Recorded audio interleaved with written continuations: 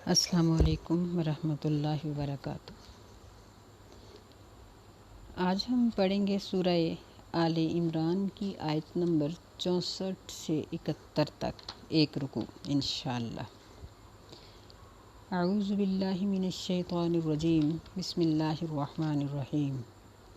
قل یا اہل الکتاب تعالوا الی کلمۃ سواء بیننا وبینکم، اے نبی صلی اللہ علیہ وسلم کہہ دیجئے، اہل کتاب کو کہہ دیجئے کہ اے اہل کتاب، تعالوا آؤ، الی کلمۃ ایسے کلمے کی طرف، کلمہ توحید کی طرف، سواء بیننا و بینکم، جو ہمارے درمیان اور تمہارے درمیان سواء برابر ہے۔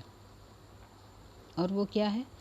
اللہ نعبد الا اللہ، یہ کہ ہم نہ عبادت کریں مگر صرف اللہ کی، ولا نشرک بہ شیئا، اور ہم نہ شریک ٹھہرائیں اس کے ساتھ کسی بھی چیز کو، ولا یتخذ بعضنا بعضا اربابا من دون اللہ، اور نہ پکڑے ہمارا بعض کو رب اللہ تعالیٰ کے سوا۔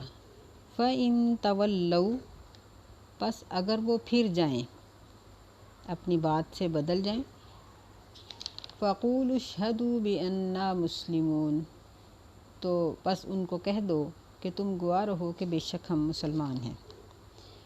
تو یہاں اہل کتاب سے مراد عیسائی ہیں۔ ویسے تو اہل کتاب سے مراد یہود و نصارہ دونوں ہی ہوتے ہیں، لیکن یہاں وہ نجران کے وفد کی وجہ سے ساری انہی کی بات ہو رہی ہے، اس لیے اللہ تعالیٰ نے اپنے نبی علیہ الصلاۃ والسلام کو کہا کہ ان لوگوں کو کہہ دو کہ اگر تم میری نبوت کو نہیں مانتے تو کم از کم اللہ کی وحدانیت کو تو مانو، الی کلمۃ سواء بیننا و بینکم، یعنی آؤ کلمہ توحید کی طرف جو ہمارے اور تمہارے درمیان برابر ہے۔ یعنی ہر نبی نے کلمہ اللہ کا ہی پڑھایا، لا الہ الا اللہ موسیٰ رسول اللہ، لا الہ الا اللہ عیسیٰ رسول اللہ، لا الہ الا اللہ محمد رسول اللہ۔ تو لا الہ الا اللہ کا جز تو وہی رہا نا، آگے رسالت کے جز میں فرق ہوا، کبھی موسیٰ علیہ السلام، کبھی عیسیٰ علیہ السلام، اور کبھی نبی علیہ الصلاۃ والسلام کی رسالت کا اقرار کیا گیا۔ تو فرمایا کہ اگر تم رسالت کے بارے میں اختلاف کرتے ہو تو چلو آؤ کلمہ توحید کو تو مانو، کیونکہ ہر نبی نے اللہ کی عبادت کی ہی دعوت دی ہے، میں بھی اسی کی دعوت دیتا ہوں، تو اللہ کی عبادت تو کرو نا۔ اگر اپنے مذہب کے مطابق بھی چلنا چاہتے ہو تو عیسیٰ علیہ السلام نے اور موسیٰ علیہ السلام نے جس طرح اللہ کی عبادت کرنے کا حکم دیا تھا اور شرک سے بچنے کا حکم دیا تھا تو اس پر عمل کرو۔ اس میں اللہ تعالیٰ 3 باتوں کی ان کو دعوت دے رہے ہیں۔ پہلی یہ کہ ہم اللہ کے سوا کسی کی عبادت نہ کریں، اور دوسری یہ کہ ہم اللہ کے ساتھ کسی کو شریک، یعنی کسی کو بھی اس کے برابر کا نہ کہیں، اور اس کے معاملات میں تھوڑا سا شریک بھی نہ کہیں، اور تیسری یہ بات کہ ہم میں سے بعض کو رب نہ بنائے، کیونکہ یہ ہرقل جیسے اور اس طرح کے لوگ جو تھے یہ سجدہ کرواتے تھے۔ تو فرمایا کہ پھر ان چیزوں کو چھوڑ کر آؤ کلمہ توحید کی طرف۔ لیکن وہ لوگ مان نہیں رہے تھے، جس طرح پہلے بھی ذکر ہوا ہے کہ انہوں نے نبی علیہ السلام کے ہاتھ پاؤں تو چوم لیے، لیکن کہنے لگے کہ ہم کلمہ نہیں پڑھیں گے۔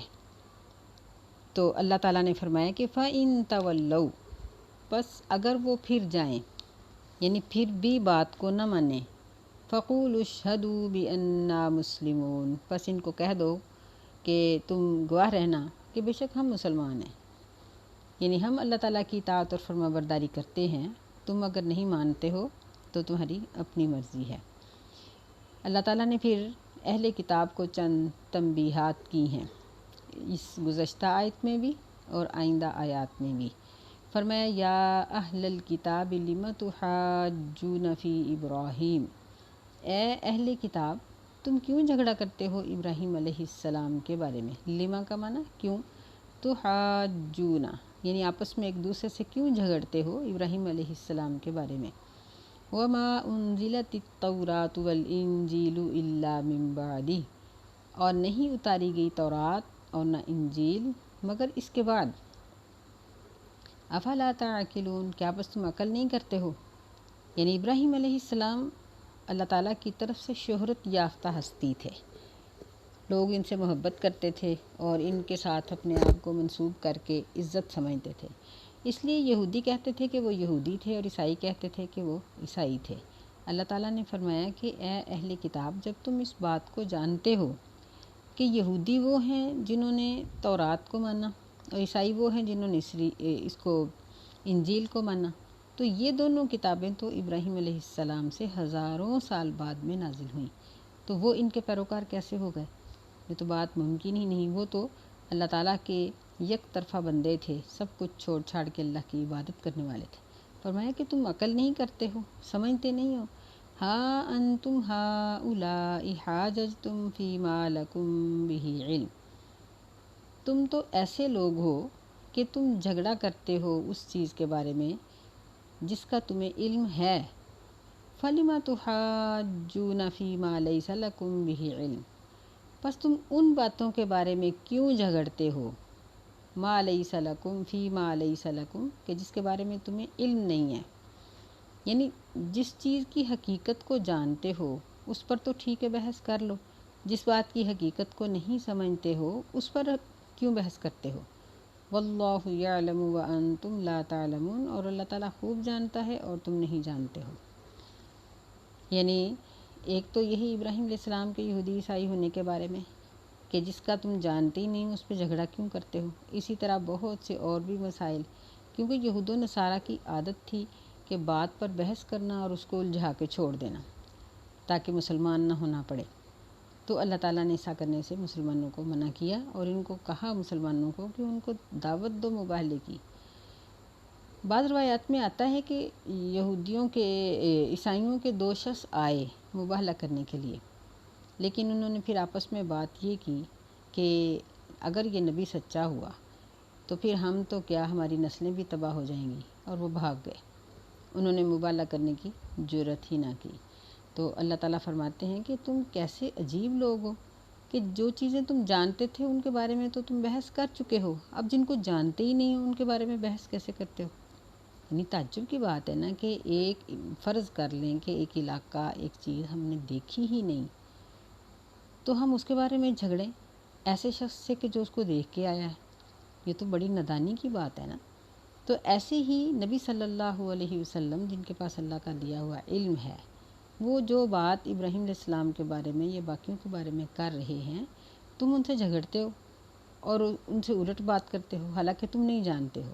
فرمایا واللہ یعلم وانتم لا تعلمون، اور اللہ تعالیٰ خوب اچھی طرح جانتا ہے اور تم نہیں جانتے ہو۔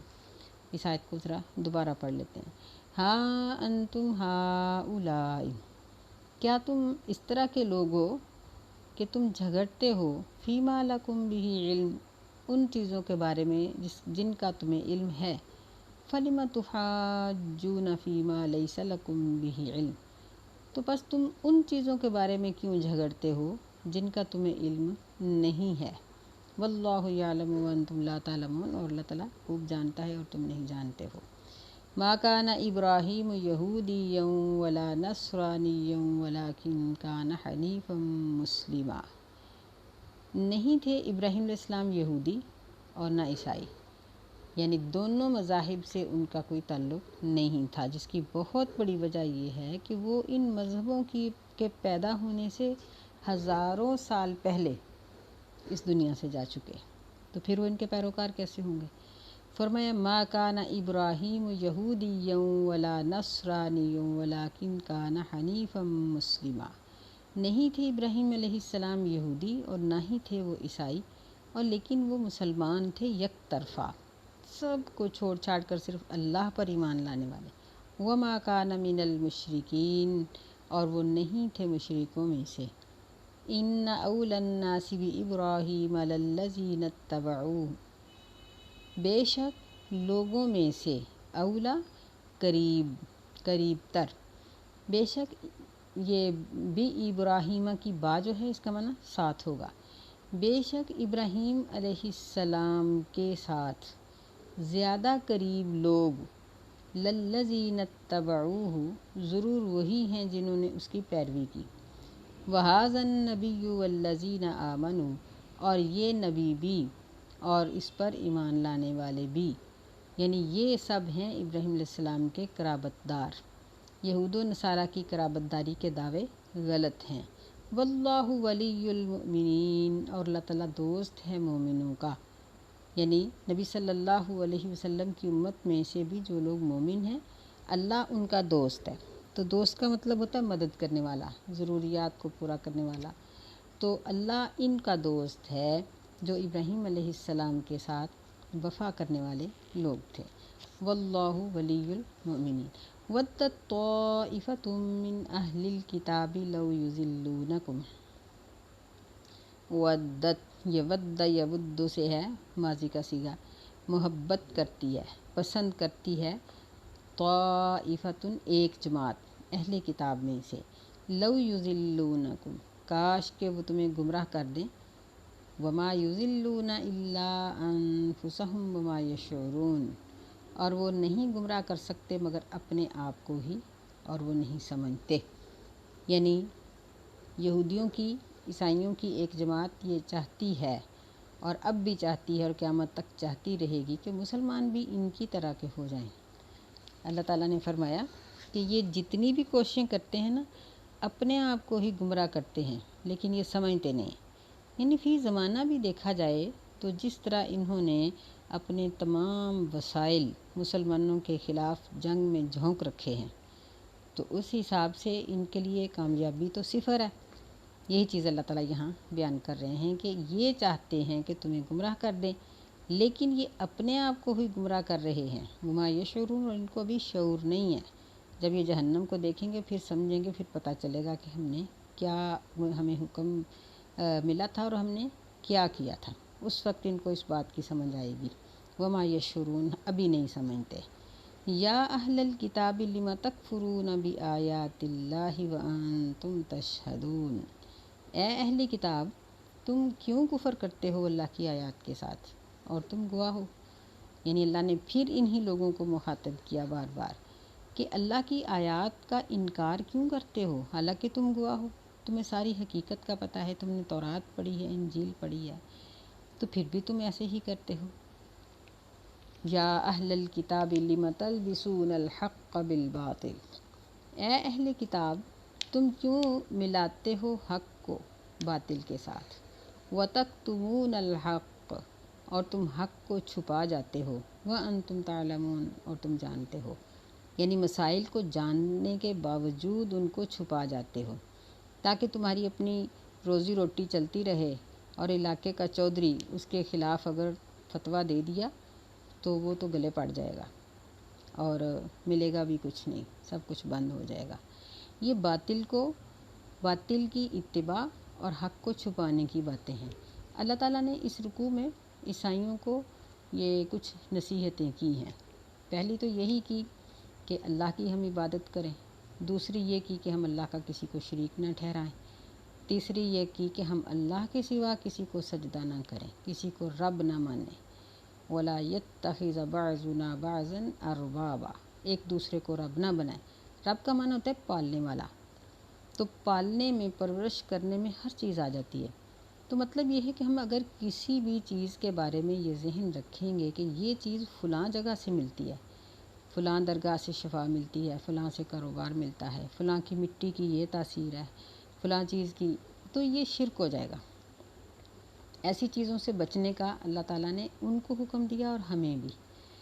چوتھی بات یہ کہی کہ تم ابراہیم علیہ السلام کے بارے میں کیوں جھگڑتے ہو، یعنی ایسی بات جس کی حقیقت کو تم جانتے ہو پھر اپنے غلط عقیدے کو ثابت کرنے کے لیے بحث کرتے ہو۔